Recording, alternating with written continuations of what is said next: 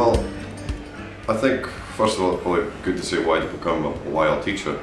I'm actually a VYL specialist, and I think there's something very rewarding about teaching that age group. I mean, everything you teach them is something new.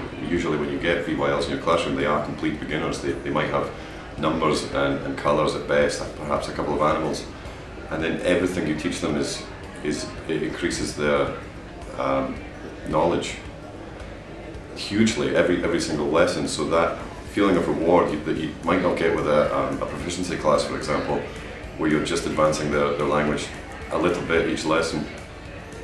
And I think specialising in that, becoming a teacher trainer of teachers of that age group is very rewarding, because you still have an effect on what's going on in the classroom, but you're training teachers to do that, and that then is multiplied tenfold. So if you can teach 5 teachers to teach that age group, they're teaching a further 3 classes each.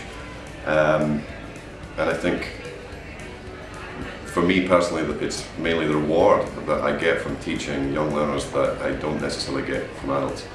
I think there's something else about specialising in YLs, is that it's very it's slightly different from teaching adults. With teaching adults, you have to be reactive.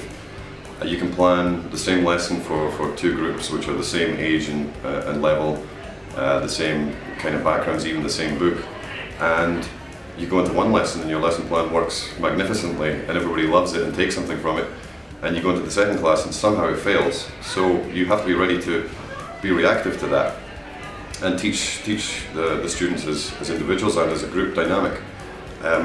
That's also true of young learners and VYLs, but I think even before you go into the classroom, you know what they like. You know that they all like colouring in, you know that they all like dancing and singing, and you know that they like role play and acting.